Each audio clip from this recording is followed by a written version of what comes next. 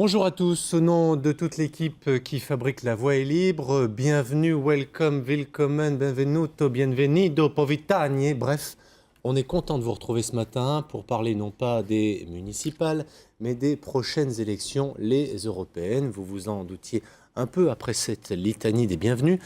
Retenez la date, c'est pour la France le dimanche 25 mai. Au total, 508 millions d'Européens seront appelés à élire leurs représentants.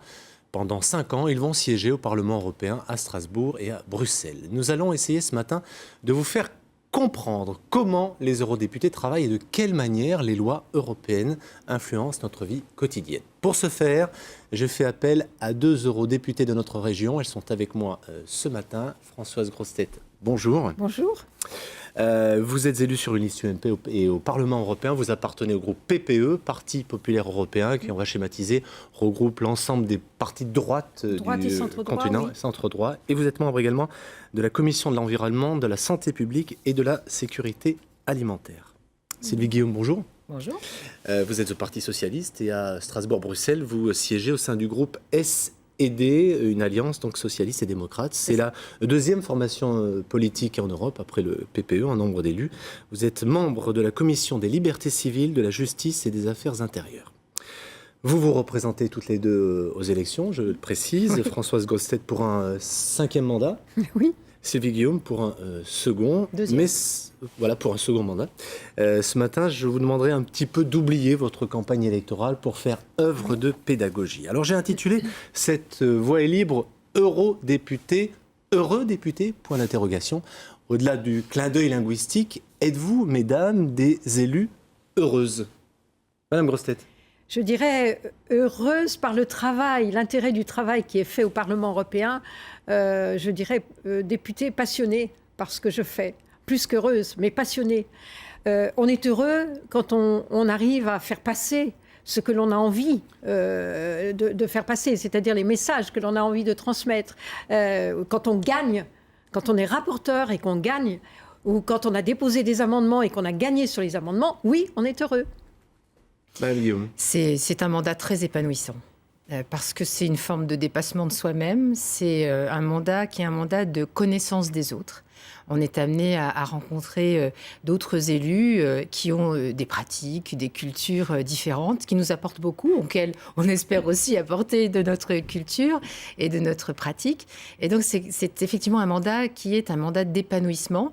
Je dirais que c'est en outre un mandat qui, même si, on y reviendra probablement, prend des décisions qui sont des décisions très concrètes dans la vie des citoyens. Ce sont des décisions qui sont quelquefois un peu longues, mais qui sont effectivement dans le quotidien des gens. Et c'est, je crois, très important. Alors si je vous pose la question ce matin, c'est parce que vous le savez sans doute mieux que moi, vous êtes souvent méconnu, même parfois je dirais presque invisible pour nombre de nos concitoyens. Mercredi matin, Pierre Lacheux et moi-même sommes allés sur la place de l'Europe à Lyon, dans le 6e arrondissement, une place assez agréable avec des arbres, quelques bars-restaurants, dont un qui fait clairement référence à l'Union européenne. Il y a même des drapeaux européens. Et là, nous avons réalisé ce qu'on appelle un micro-trottoir des citoyens interrogés au hasard. Ce n'est pas un sondage, je le précise, comme à chaque fois. Première question, connaissez-vous le nom de vos députés européens? Un nom? Non. C'est ça qui m'embête. J'ai pas de nom là. Je dois les connaître, mais eurodéputé, non. Non. Enfin, je les connais peut-être, mais là, à brûle pour point, non. Oui, c'est Françoise Grossetête. Bien joué. Merci. C'est utile, mais on a l'impression que c'est pléthorique et que en fait, ça ne sert à rien. Ils parlent, mais personnellement, en tant que citoyenne française, je vois pas de résultat. Parlement, commission, je devine ce que ça peut être, mais vous dire d'une manière précise ce que c'est, non. Ils s'occupent de l'économie au niveau de l'Europe. Tout d'abord, l'euro. Ils s'occupent aussi des problèmes de santé. Ensuite, la TVA intracommunautaire. De l'immigration. Et enfin aussi, la possibilité de faire des virements à l'intérieur de l'espace, à l'intérieur de la zone euro, sans frais bancaires supplémentaires. J'attends de recevoir les imprimés pour faire un choix approximatif. Je ne sais pas comment ça marche, je ne sais pas qui se présente, je ne sais rien du tout pour l'instant. On n'en parle pas beaucoup, alors on parle que, vous voyez bien, on parle de la France, c'est tout. On ne parle pas de l'Europe. Réaction, mesdames. Oui, oui, bien sûr. C'est bien regrettable. On parle beaucoup de la France en France, mais on évite de parler de l'Europe. Et cela, c'est vraiment un mal français. Je le remarque depuis que je suis député européen.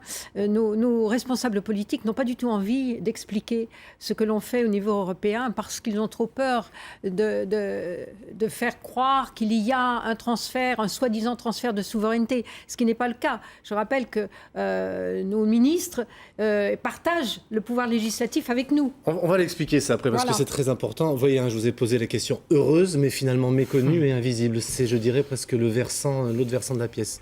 Ça ne me surprend pas vraiment. C'est vrai que nous sommes moins visibles. Nous ne sommes pas tous les mercredis dans une assemblée qui chahute. Nous sommes vraiment dans une formation de la décision et des décisions politiques qui est tout à fait différente, moins conflictuelle, moins violente que probablement dans la politique française. Et donc, de ce fait, comme nous ne sommes pas, parce que nous travaillons à Bruxelles et à Strasbourg, nous ne sommes pas sur la scène parisienne, nous sommes forcément un peu moins visibles. Mais dans cette la vie question de la proximité, par exemple, de l'identification de qui est mon député, c'est un problème malgré tout pour vous? Oui, c'est un problème parce que cette question de la pédagogie, elle devrait avoir lieu sur toute la durée des mandats. Là, on va entrer en campagne. Donc, il va y avoir évidemment un focus. Vous le faites vous-même aujourd'hui. Vous faites un focus sur notre activité. C'est assez rare qu'en cours de mandat, on nous demande de faire de la pédagogie dans une émission de ce volume et de cette audience devant tout le monde.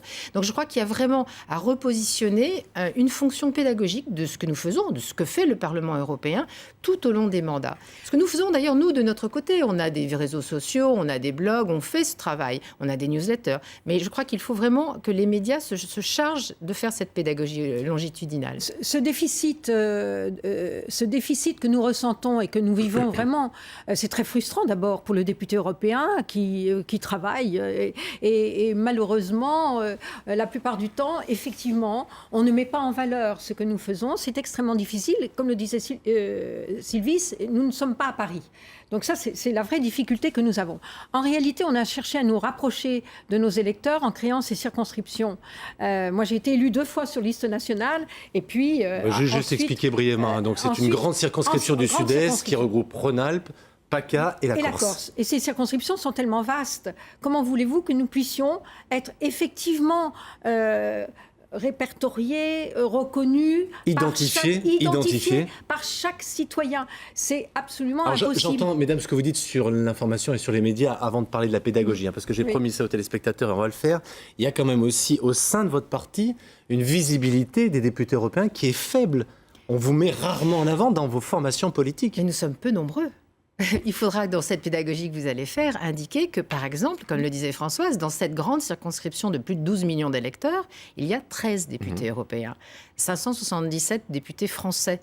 Donc, vous voyez, il y a une disproportion 74, aussi. 577, si je peux me permettre, sur la France, parce qu'il faut prendre en compte l'ensemble de la France. 74 sur la France, 13 dans notre circonscription. On interrogeait des Lyonnais sur la place de l'Europe. Oui. Donc, c'est vrai qu'on a un travail énorme. Moi, je suis seule, par exemple, de ma formation politique à survivre, entre guillemets, de l'élection de 2009. Donc, j'ai évidemment beaucoup plus de trajets, beaucoup plus de présence à réaliser auprès des gens pour arriver à faire reconnaître le travail que nous faisons. Sur l'existence au sein des partis politiques ?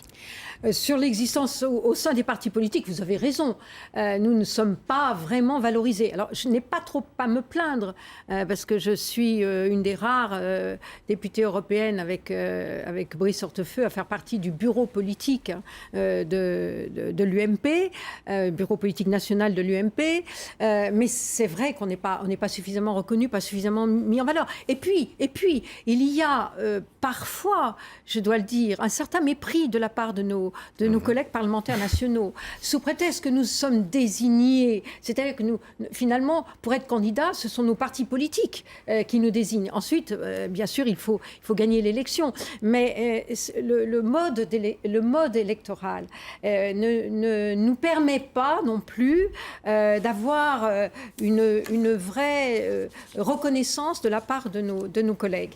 Alors, je vous avais promis de la pédagogie, en voilà. On va suivre comment se fabrique la loi en Europe. D'abord, qui prend les décisions en Europe? Alors, pour faire simple, disons qu'il y a 4 institutions. Le Parlement européen, dont vous faites partie, mesdames, 766 députés actuellement, issus des 28 pays de l'Union. Ils seront 751 après le 25 mai.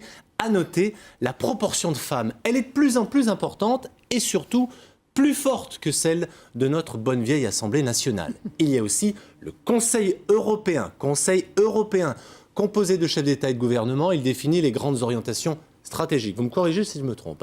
Le Conseil de l'Union européenne, on ne confond pas. Conseil européen et maintenant Conseil de l'Union européenne, qui lui est composé des ministres, des gouvernements. Il partage les compétences budgétaires et législatives avec le Parlement. Et enfin, la fameuse Commission européenne. C'est l'exécutif de l'Union. Il est responsable de la mise en application des lois, du suivi des traités, de la question de la gestion quotidienne de l'Union européenne. Et c'est la Commission qui propose les lois, mesdames, c'est-à-dire c'est elle qui a ce qu'on appelle l'initiative parlementaire. C'est ça une grande différence qu'il y a par rapport à nos parlements nationaux. Donc c'est pas vous qui pouvez proposer des lois. Alors, On peut évidemment avoir un pouvoir d'influence sur la conception des lois. Mais vous avez raison, à ce stade, simplifions, il y a un triangle institutionnel qui existe au plan européen. La Commission rédige, met en circulation des lois et en parallèle, le Conseil, c'est-à-dire les représentants des États membres et nous-mêmes, parlementaires, travaillons sur ces textes. C'est cela qu'il faut retenir vraiment de la conception du travail. On va aussi expliquer qu'il y a quand même un avis qui est demandé aux parlements nationaux parce que là aussi, cette connexion se fait tout de suite. Voilà. Proposition. Je suis la Commission, je propose un texte. Il passe d'abord aux parlements nationaux, ensuite il y a des avis, comité des régions, au comité de conseil économique et social, c'est ça? Pardon, allez-y. Pardon, je termine parce que l'une des évolutions, effectivement, de mon point de vue tout à fait sensible qui devrait intervenir, c'est que le Parlement puisse acquérir réellement un pouvoir d'initiative. Là, pour l'instant, nous avons la capacité de rendre des rapports, de faire des résolutions, d'avoir donc un pouvoir d'influence et de rédaction sur la future loi. Mais l'initiative, nous ne l'avons pas pour le moment. Ça doit évoluer dans ce sens. Alors, on peut quand même contourner un petit peu l'obstacle, mais c'est vrai que ça prend un petit peu de temps. Lorsque les députés, quelques députés de différents groupes politiques s'entendent sur la rédaction de ce que l'on appelle une déclaration écrite, sur un sujet sur lequel ils veulent absolument sensibiliser la Commission européenne. Je vais vous donner un exemple que j'ai vécu, moi. Nous étions quelques députés européens à vouloir que la Commission européenne se préoccupe d'un plan d'action de lutte contre la maladie d'Alzheimer. Et la Commission européenne ne voulait pas en entendre parler. Nous avons rédigé une déclaration écrite, c'est quelques lignes, sollicitant en somme que la Commission enfin prenne ce sujet et fasse des propositions. Et cette déclaration écrite doit recueillir les signatures, la majorité absolue des signatures des députés européens. Alors là, il faut faire un vrai lobbying au sein du Parlement pour recueillir ces signatures. Et à ce moment-là, la déclaration écrite est reçue, elle est validée, en somme, et elle est envoyée à la Commission européenne. Et la Commission a quand même l'obligation, à ce moment-là, d'en tenir compte et de faire une proposition. Alors, on va continuer, si je puis me permettre, dans le processus électoral. Donc, il y a l'initiative, des avis des parlements nationaux, d'un certain nombre de comités. Arrive la première lecture. Et va se constituer ensuite véritablement le cœur de votre travail, c'est-à-dire la constitution de commissions de travail finalement sur chaque texte avec la nomination, et là vous allez m'expliquer ce que c'est, de ce qu'on appelle des shadow rapporteurs. Alors, qu'est-ce que les shadow rapporteurs?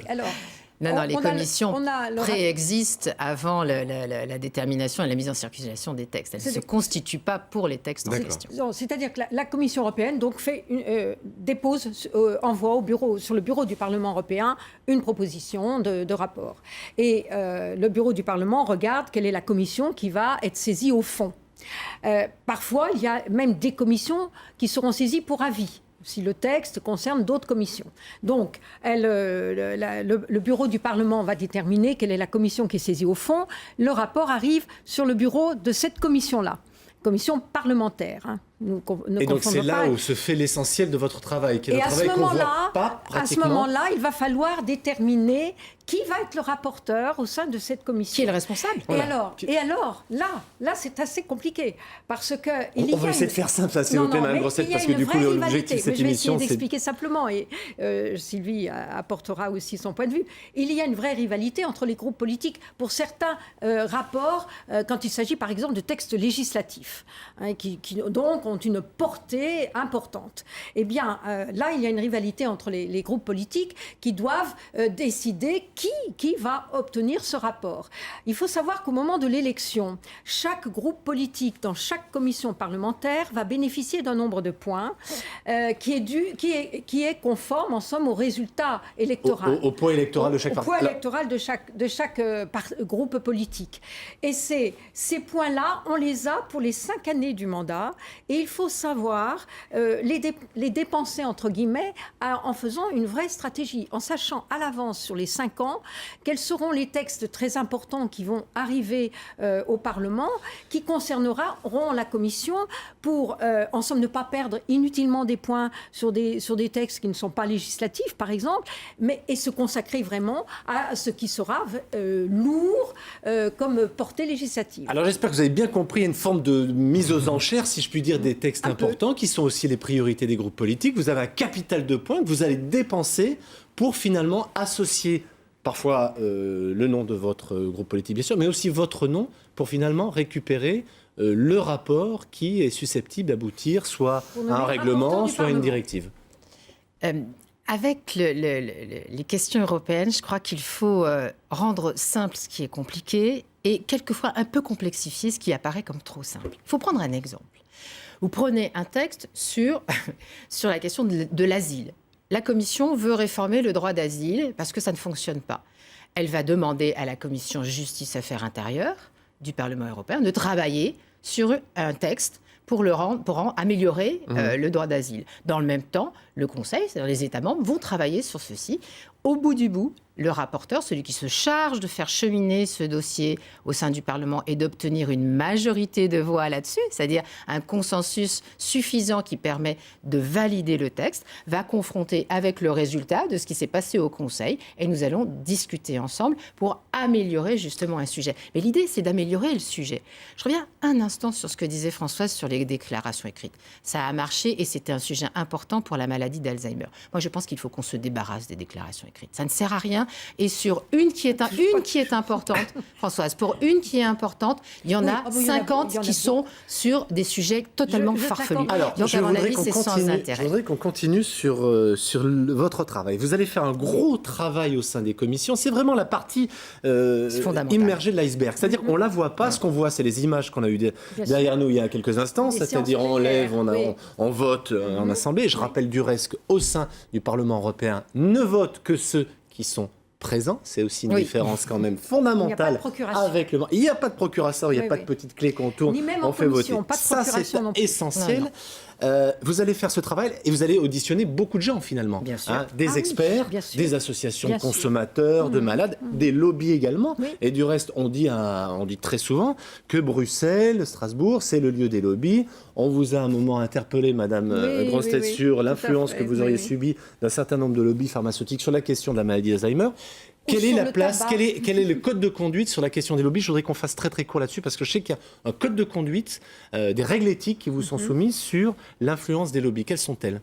Il y a un code de conduite pour les parlementaires auquel on doit se conformer dans le contact que nous avons avec ceux qui nous apportent des informations volontairement ou que nous choisissons d'aller chercher. Donc ça, c'est notre code de conduite à nous. Il y a effectivement un registre pour les lobbyistes qui sont répertoriés à Bruxelles et qui doivent indiquer notamment qui ils sont, comment ils fonctionnent, dans quel sens et avec quel type de moyens. Est-ce que vous avez obligation de dire qui vous avez rencontré? Oui, maintenant oui. Maintenant, vous devez dire vos rendez-vous, vous devez donner le nom des personnes. Quand on est rapporteur, on doit mettre à la fin du rapport, on doit mentionner les personnes que l'on a rencontrées, qu'il s'agisse des ONG ou qu'il s'agisse d'industriels. Alors, vous ne m'avez pas dit shadow rapporteur, je voudrais juste comme ça qu'on donne la définition. Alors, shadow, donc ombre, rapporteur bien sûr. Le shadow rapporteur, c'est le rapporteur qui est désigné dans chaque groupe politique. C'est-à-dire que vous avez le rapporteur du Parlement, mais chaque groupe politique va désigner son propre rapporteur qui va travailler avec le rapporteur. Alors, il y a des clivages de partis, bien sûr, 8 partis au sein de, 8 groupes politiques au sein du Parlement européen. Donc, il y a ce clivage-là qu'on connaît, qu'on retrouve évidemment à l'Assemblée nationale française, mais il y a aussi un autre clivage, qui est le clivage entre pays que vous vivez au sein de vos groupes politiques. Tout à fait. Qui fait que parfois, sur certains nombres de textes, j'imagine, vous n'êtes pas tous d'accord au sein de votre groupe politique. Oui, c'est la loi de la démocratie. On fait valoir nos points de vue, nos convictions. Vous savez, de temps en temps, on présente le Parlement européen comme un espèce de lieu de consensus mou où tout le monde finit par perdre sa conviction dans une espèce de magma. Et c'est pas le cas. Et ça n'est pas le cas. C'est au contraire un lieu où les convictions s'expriment. Mais au c'est fond, chaud des fois, réellement. excusez-moi de vous le Mais bien demander, entendu, au sein de c'est vos groupes chaud. politiques, ça... Bien sûr. Et donc D'accord. c'est là où on fait valoir nos points de vue, où on défend nos positions. Alors après, on est quelquefois tenté, et c'est le cas dans la politique française, d'essayer de franchir un énorme pas en avant au détriment de l'opinion des autres, mais en passant un peu en force. Le Parlement européen, les institutions européennes privilégient plutôt, sur la plupart des sujets, des pas moins grands, mais beaucoup plus assurés. Un exemple rapide, s'il vous plaît, sur un texte qui, au sein de vos groupes politiques, a fait débat. Sur l'agriculture, par exemple, c'est un sujet délicat dans nos groupes politiques. Sur l'agriculture, moins peut-être chez moi, mais par exemple, sur les questions environnementales, la diminution des émissions de CO2 des véhicules automobiles. Là, vous comprenez tout de suite les conflits entre les Français et les Allemands. Chez nous, nous avons plutôt des constructeurs automobiles qui produisent des petites et moyennes cylindrées, avec des moteurs qui sont des voitures plus légères, des moteurs qui émettent moins de CO2. Et alors qu'en Allemagne, on le sait, il y a beaucoup de grosses cylindrées allemandes qui forcément émettent beaucoup plus d'émissions de CO2. Et là, c'est une vraie bagarre entre mes collègues allemands et puis nous-mêmes les Français, parce que, eh bien, il y a quand même derrière tout l'avenir d'une industrie automobile, les emplois que nous devons absolument défendre. Et la question, évidemment, de la santé publique, évidemment, qui se pose et qui vient percuter. Et la question de la santé publique. Je voudrais juste là que exactement. bien les téléspectateurs comprennent sur cet art du compromis, du compromis, de la recherche finalement, de la force de la conviction. On sent bien que chez les députés, les parlementaires nationaux, la logique majoritaire, la logique, la discipline, parfois au sein du Parlement, ils la vivent mal. Et ce qui m'a beaucoup surpris, puisque je suis allé à Bruxelles la semaine dernière, j'ai eu la chance de pouvoir un peu voir au quotidien ce que vous faisiez, c'est qu'il y a véritablement une forme de plus grande liberté, j'ai l'impression, une plus grande indépendance du parlementaire que celle qu'on vit au niveau national. Est-ce que vous partagez cette appréciation ? Ah oui, l'indépendance. Oui, c'est La une liberté. indépendance parce que nous finissons aussi, alors Françoise a une longévité plus longue que moi dans le mandat, c'est aussi une question d'expertise que nous arrivons à avoir sur un Parce que vous certain allez nombre vraiment de dans le sujets. détail. Nous sommes obligés. Nous sommes obligés. Ce sont des sujets, donc je disais tout à l'heure, qui étaient sans doute plus compliqués ou plus simples selon l'angle où on se trouve, mais dans lesquels nous sommes obligés d'apprendre énormément, de nous nourrir des contacts que nous pouvons avoir avec des lobbies, avec des ONG, comme vous le signaliez tout à l'heure, mais nous devons être de vrais experts de notre sujet. Et donc, du coup, ça a son importance aussi pour la suite. D'où le temps de maturation, le temps Exactement. de fabrication de la loi qui est beaucoup plus long qu'au niveau C'est national. vrai qu'il faut devenir, si vous voulez, on parle beaucoup de l'influence française au sein des institutions européennes et entre autres au sein du Parlement européen. Si vous voulez effectivement développer et être un pilier de cette influence française au sein du Parlement, il faut, comme le dit Sylvie, il faut développer des expertises. Vous ne pouvez pas être expert en tout, mais un député va être reconnu le jour où, effectivement, il devient, aux yeux de ses collègues, non seulement dans son groupe politique, mais des autres groupes politiques, l'expert sur telle et telle question. Ça, c'est fondamental. Et pour devenir expert, le député doit faire un travail colossal. Et le député travaille avec ses collaborateurs de son bureau. C'est-à-dire que le député est obligé véritablement de s'investir totalement. On n'a pas une armada de personnel, de fonctionnaires, d'administration qui viendraient travailler pour nous. Absolument pas. Mais ça, entre nous, mesdames, c'est quelque chose qu'on ne voit pas du tout. Qu'on ne voit pas du tout ce travail que vous faites. C'est vrai que ça ne se voit pas. C'est reconnu par contre au sein du Parlement européen, ça c'est certain. Mais c'est vrai qu'au niveau national, ça n'est pas su, ça n'est pas reconnu. Parce qu'il y a une responsabilité quand même. Je veux dire, ce qu'on décrit de la formation d'une loi européenne qui devient après contraignante pour les États membres, même s'ils l'interprètent dans la transposition dans la loi nationale. Il y a une responsabilité vis-à-vis des États membres, une responsabilité vis-à-vis des citoyens, de la manière dont va s'exprimer cette loi européenne dans le quotidien des gens. Donc c'est très important. Ce qu'on doit aussi expliquer, c'est que vous ne travaillez pas, il n'y a pas que le Parlement qui travaille, évidemment, il y a le Conseil, il y a la Commission européenne, vous avez même des réunions, ce qu'on appelle le trilogue. Oui. Le trilogue, vous allez vous retrouver, donc, chaque représentant des institutions pour rediscuter d'un certain nombre de points qui peuvent poser problème. Première lecture, deuxième lecture, conciliation, hein, si jamais... Oui. Et puis... S'il y a encore un désaccord en deuxième lecture. S'il y a encore un désaccord en deuxième lecture. C'est très très rare. Non. Mais c'est moins vrai maintenant. C'est-à-dire, oui, mais c'est dommage. C'est dommage parce que moi j'ai connu un Parlement européen qui vraiment allait jusqu'au fond des choses et ne cherchait pas systématiquement à avoir des accords de première lecture. Et on se disait, première lecture, on va assez loin dans notre volonté parce qu'on sait qu'en deuxième lecture, on aura un peu à négocier avec le Conseil. Deuxième lecture, on commençait à négocier avec le Conseil. Et quand on n'arrivait pas du tout à se mettre d'accord sur des points qui étaient essentiels pour le Parlement, effectivement, on allait en trilogue. Et là, moi, c'était un vrai exercice du pouvoir législatif du Parlement. Ce mandat, ce dernier mandat que j'ai eu, et qui est le premier mandat de Sylvie, effectivement, nous avons eu très souvent des accords de première lecture. Je le regrette un peu, parce que je pense qu'on ne va pas assez au fond des choses. Alors, je voudrais qu'on termine, s'il vous plaît, mesdames. Dites-moi, parlez-moi d'une loi sur laquelle vous avez travaillé, qui a été votée, qui influence notre vie quotidienne. Il nous reste 2 minutes avant le journal de midi. On aura encore évidemment une partie après le flash. Dites-moi 2 lois qui ont vraiment une conséquence sur notre vie quotidienne et dont on ne sait pas forcément qu'elle a été votée à Bruxelles ou à Strasbourg. Moi, je dirais dans des domaines très différents. Dans le domaine de la migration, la réforme de l'agence Frontex, qui est l'agence pour les frontières extérieures. Je ne détaille pas, on n'en a pas le temps, mais nous avons mis au point dans ce mandat la modification du règlement qui permet de fonctionner à l'agence et qui a considérablement modifié les choses pour ce qui concerne la prise en compte des droits fondamentaux des personnes qui sont recueillies en mer.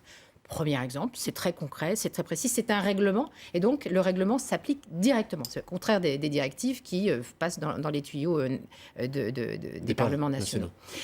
Deuxième exemple, je dirais la mise au point des initiatives citoyennes européennes. C'est un peu le 4e pouvoir, la 4e institution ou 5e selon votre décompte de tout à l'heure.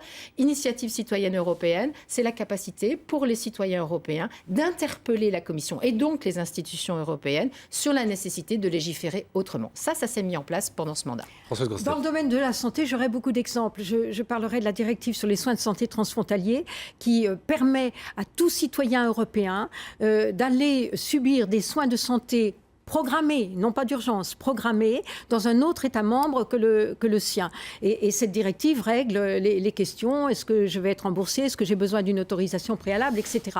Je pourrais parler du règlement sur les médicaments pédiatriques qui soutient la recherche pour obliger l'industrie pharmaceutique à trouver des médicaments qui soient vraiment adaptés aux enfants. Je donnerai un exemple dans l'environnement. La directive sur le recyclage des déchets électriques et électromagnétiques. Aujourd'hui, on va porter son ordinateur qui ne marche plus, pour le recycler, on va porter son téléphone pour le recycler, on va porter son sèche-cheveux, tout matériel, et ça, c'est une directive européenne. Voilà. Eh bien, l'Europe, au quotidien, l'Europe qui a vraiment une place dans notre vie de tous les jours. On vient d'en parler. On en reparle dans quelques minutes après le journal de midi présenté par Paul Satis. Merci Paul. Le retour de l'info régionale ce soir à 19h. LVEL, deuxième round. Nous parlons ce matin du Parlement européen avec les 2 eurodéputés qui sont auprès de moi, Françoise Grossetête du Parti populaire européen et Sylvie Guillaume du groupe socialiste et démocrate. Alors je vous le rappelle, le 25 mai, nous votons. Élection, c'est important, à un seul tour. Scrutin de liste à la proportionnelle pour élire 74 députés en France, dont 13 dans notre circonscription sud-est, Rhône-Alpes, PACA, Corse, en tout 751 députés. Il y a un autre chiffre que je vais vous donner, il concerne le taux d'abstention en 2009 qui était considérable, plus de 59%. Ce sera sans doute aussi l'un des enjeux de cette élection. Mesdames, est-ce que vous craignez que ce taux d'abstention soit encore plus fort ? C'est probable qu'il sera effectivement très très haut. On sort d'une séquence électorale déjà un peu chargée avec les municipales et c'est vrai que ce taux de participation des Français à l'élection européenne n'a cessé de baisser ces dernières années. Mais tout n'est pas inéluctable et je crois que cette question des enjeux européens, de leur quotidienneté, doit pouvoir trouver un accès auprès de nous. C'est curieux parce que l'Europe quand même est présente dans le débat politique, souvent comme l'épouvantail, le repoussoir ou celle qui nous empêche en gros de faire de la relance eu égard au traité de stabilité. Et finalement, les gens participent peu. Oui, mais ça, c'est une vraie difficulté, un vrai problème, parce qu'il y a pratiquement plus de 70%, certains disent même 80% de la législation française qui relève de la législation européenne. Donc, vraiment, la désignation, l'élection des députés européens, c'est très important. Et il faut absolument qu'on arrive à faire passer le message auprès de nos concitoyens en leur disant qu'il faut envoyer au Parlement européen des députés qui soient des députés utiles, qui soient des députés efficaces, qui véritablement s'engagent à travailler et à non seulement défendre les valeurs qu'ils ont envie de promouvoir au sein de l'Europe, mais défendre les intérêts de la France et travail. au sein de l'Europe. Travail. Vous l'avez démontré dans la première partie véritablement. qu'il y a un gros travail. Je voudrais du reste vous citer quelqu'un de chez vous, c'est Alain Lamassoure qui sera tête de liste du reste en Ile-de-France pour oui. l'UMP, qui disait il y a c'était l'année dernière, il y a 3 types d'eurodéputés. Les assidus, dont je peux dire que vous faites partie toutes les deux, les vedettes politiques nationales qui se cherchent un abri après un accident de parcours et continuent à privilégier Paris aux dépens de l'Europe, j'imagine que vous en connaissez, Oui. et ceux qui ne sont ni l'un ni l'autre, les militants que l'on récompense. Est-ce que vous êtes d'accord avec cette analyse ? C'est un peu abrupt, mais c'est assez juste, en fait. C'est assez juste. Ça joue contre vous malgré tout. Ça joue aussi contre la participation. Finalement, un certain nombre d'eurodéputés qu'on ne voit que lors des sessions plénières et qui finalement passent plus de temps à Paris qu'à Strasbourg ou à Bruxelles. Oui, tout à fait. Oui. Il y a vraiment cette distinction entre ceux qui font le travail en permanence et puis ceux qui sont là en pointillé. On va en citer dans tous les partis. Rachida Dati, par exemple. On pourrait citer Harlem Désir. On pourrait citer Jean-Luc Mélenchon. La famille Le Pen, qui font partie parce que... De Villiers. Voilà, parce que vous ne le savez peut-être pas non plus, il existe un certain nombre de sites, du reste très bien faits, qui mesurent la participation, l'assiduité, et vous êtes très bien placés, mesdames, si je puis me permettre, notamment pour vos participations au vote. Françoise Grossetête, vous êtes 3e sur la participation au vote, vous ne le saviez pas, et bien voilà, je vous l'apprends ce matin. Et vous êtes 8e, 93% de participation au vote, 95% de participation au vote. Alors, il y a des choses aussi plus subtiles sur l'adhésion à ce qu'on fait. Il y a la participation au vote, c'est une chose. Mais ce qui est important aussi, et malheureusement ça n'est pas quantifié, c'est tout le travail qui est fait, comme on l'a dit précédemment, dans le travail de commission. Eh bien, c'est quantifié sur le site Vote Watch, dont je vous donnerai l'adresse à la fin de cette émission, où tous vos amendements, toutes vos résolutions, tous vos rapports sont recensés et sont notés. Alors, après, il faut avoir un petit peu de méfiance parce qu'il y a aussi les stakhanovistes qui ont trouvé quelques biais pour avoir un peu plus des statistiques un peu plus intéressantes, mais on ne va pas détailler, ça n'est pas très joli. Je peux revenir un instant sur votre question de l'abstention pour y accoler autre chose qui est la question de la dispersion. Les élections européennes, c'est souvent aussi un moment où s'exprime beaucoup de frustration et un exutoire à un certain nombre de sujets qui d'ailleurs pour certains d'entre eux ne concernent pas réellement l'Europe. Donc moi je me méfie aussi de cette question de la dispersion parce que si on a beaucoup de listes, s'il y a une très forte dispersion, c'est vrai que ça va être des votes finalement perdus au final avec des gens qui ne seront pas élus.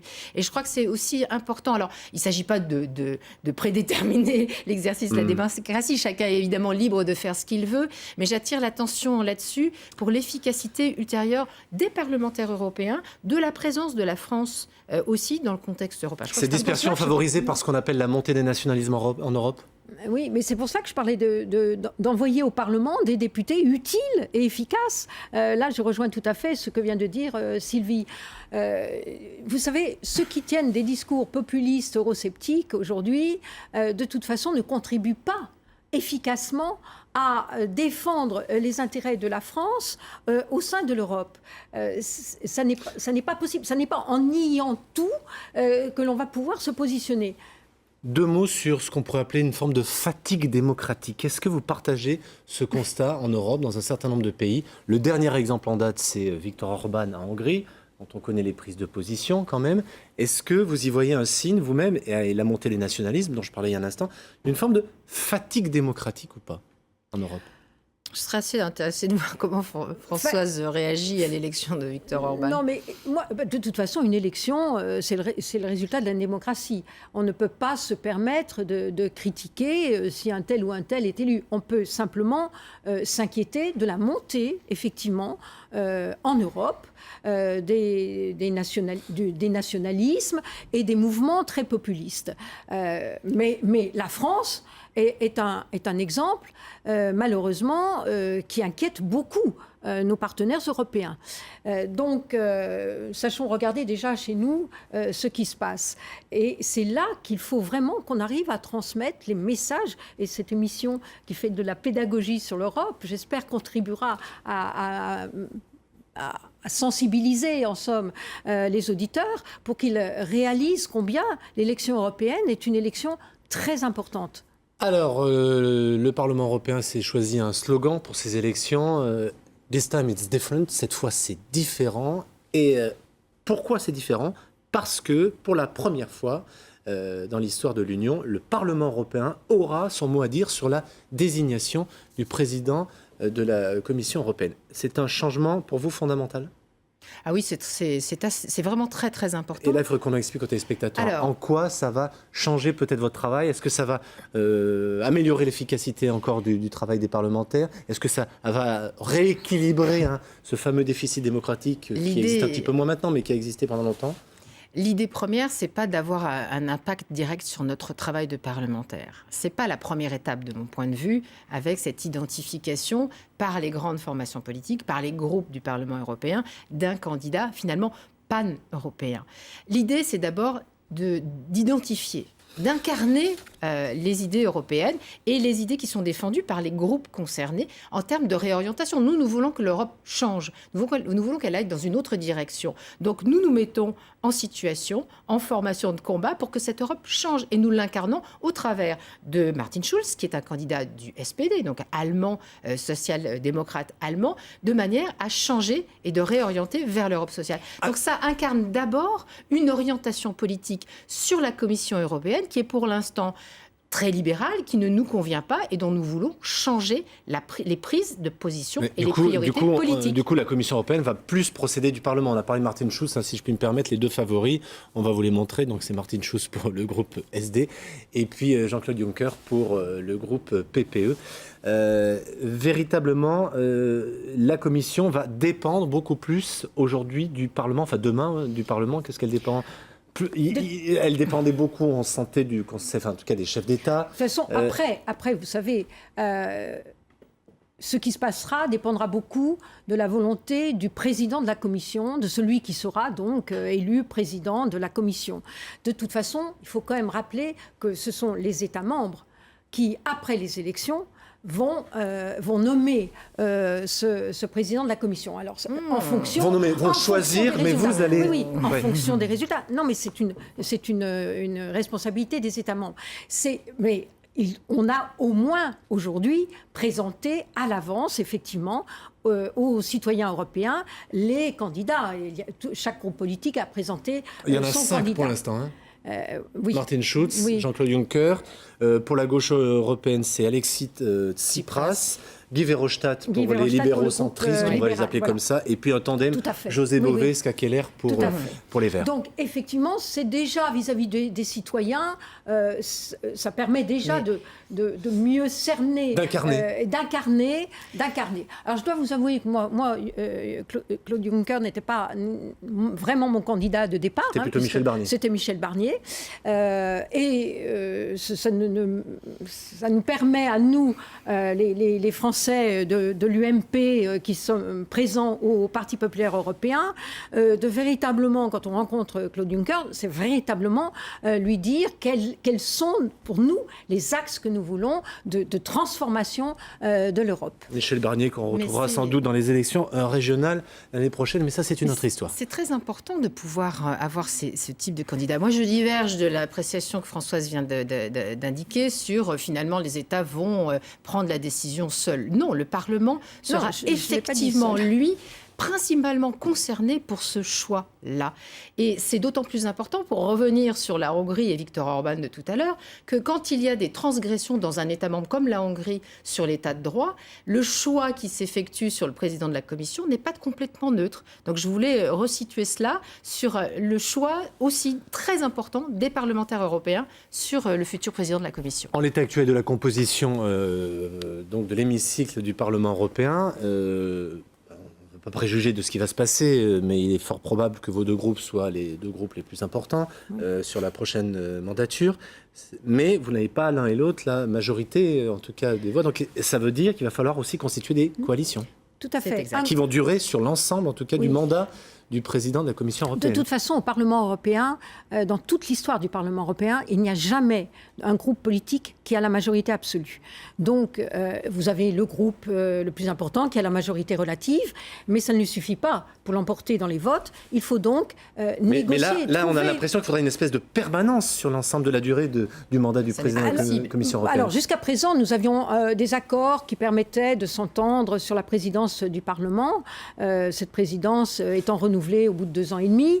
Là, peut-être faudra-t-il aller plus loin sur des bases politiques concernant l'économie, concernant tel ou tel grand sujet. Nous verrons.